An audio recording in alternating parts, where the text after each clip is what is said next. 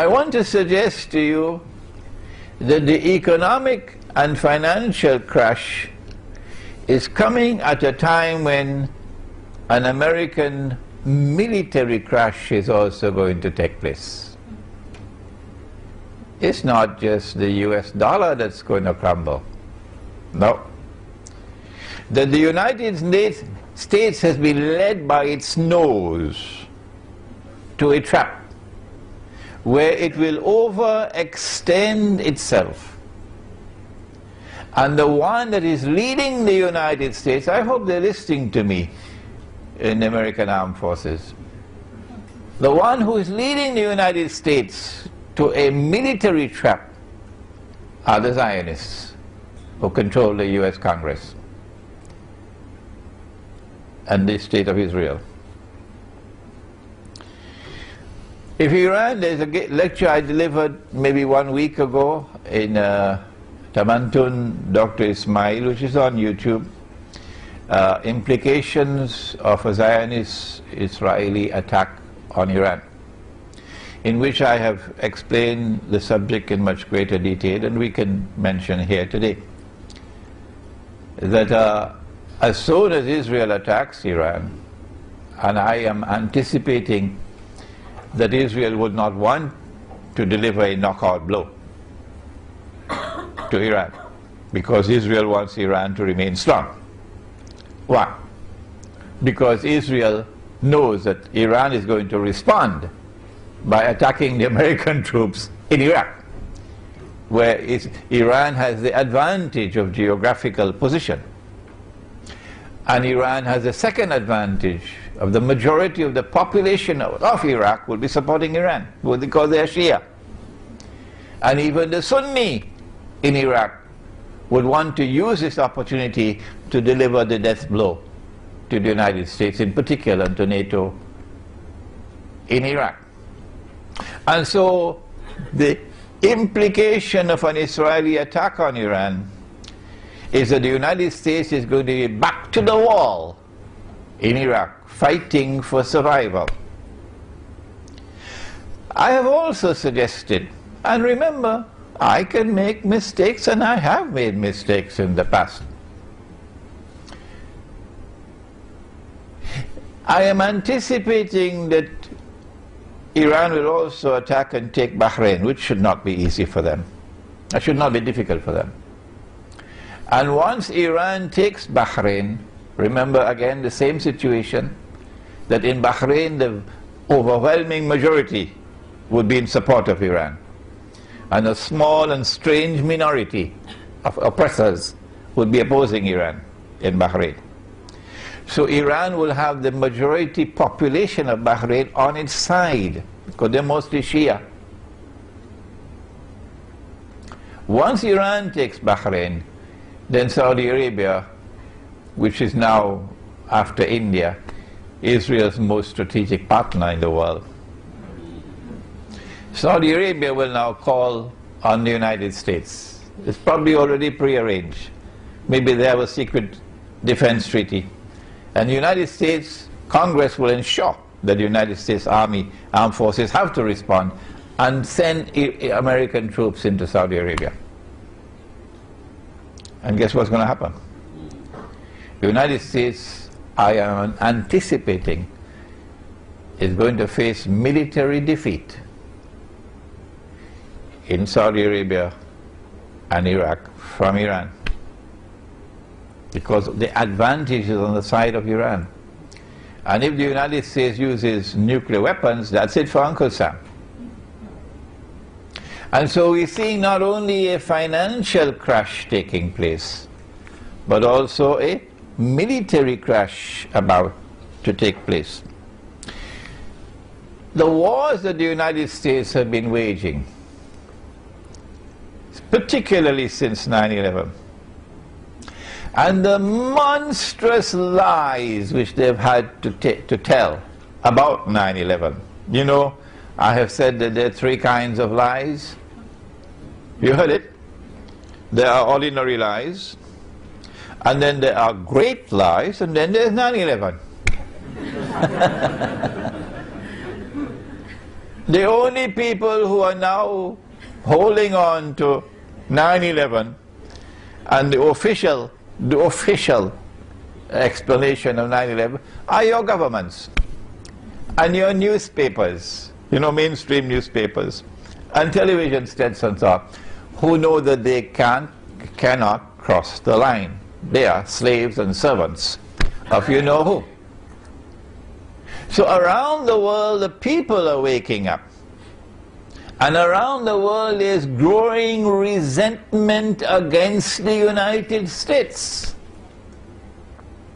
To the extent that I have a student here in KL who is an American, was born in the United States, who speaks with an American accent and is afraid to go to Pakistan. Why?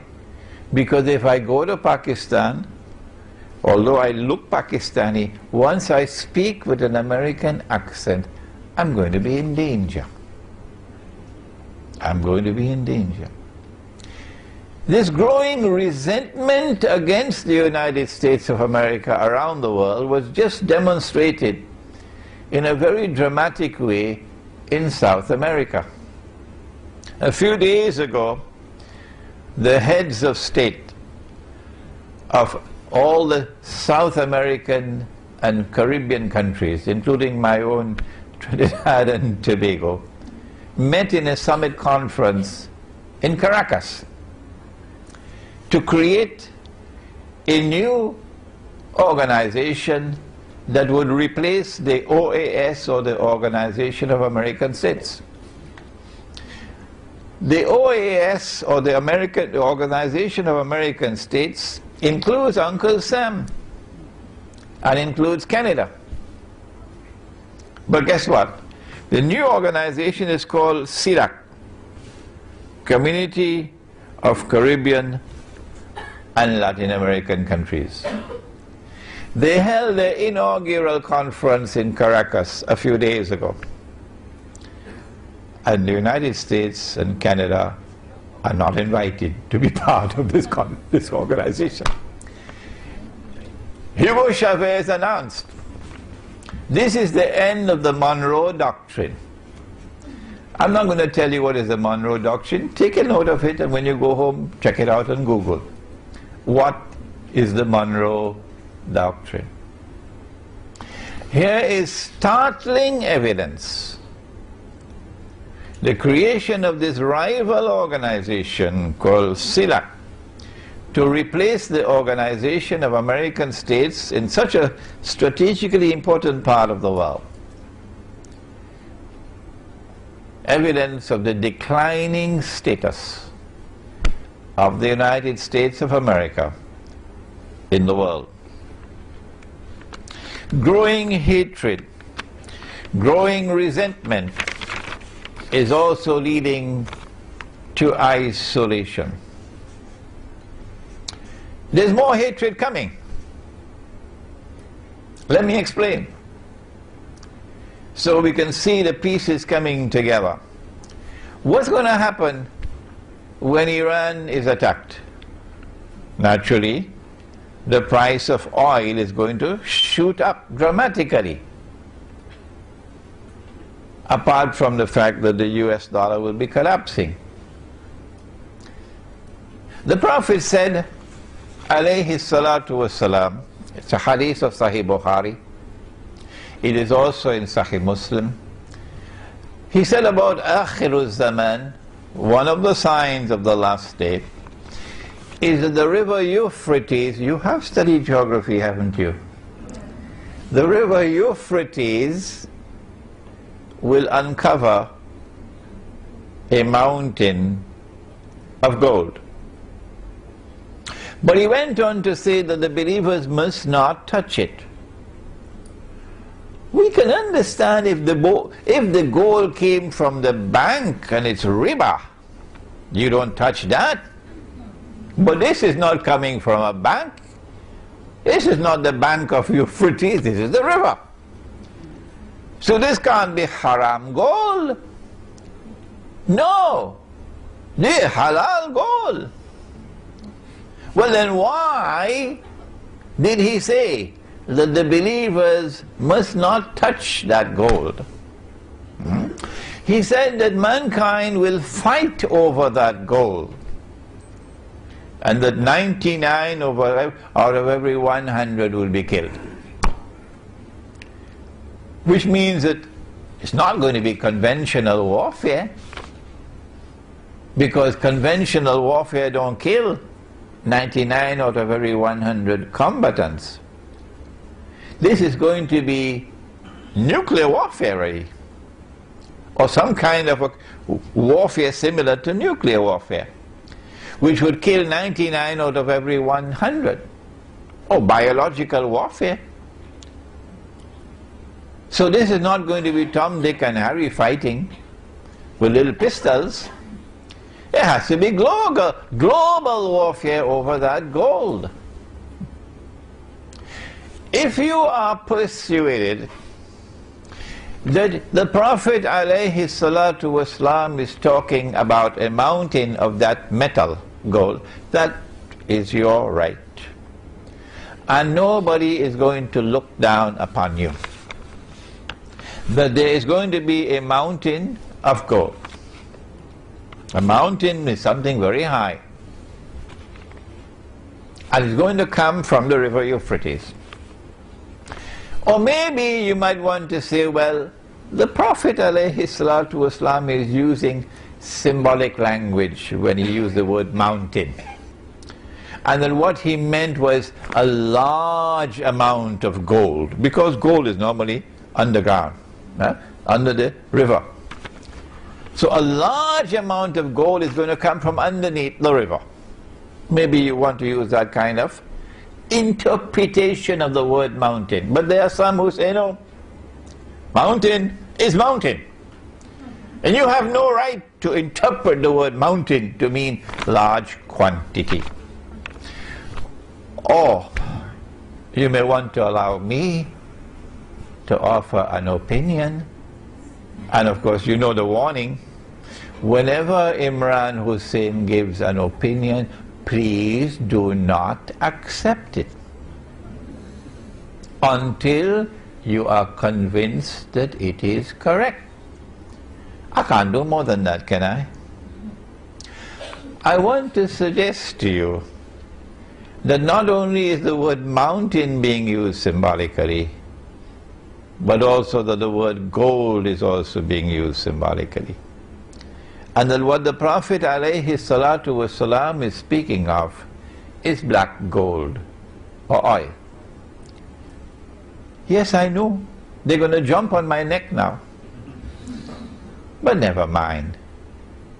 It's a different methodology at work here, from the one which reduces religion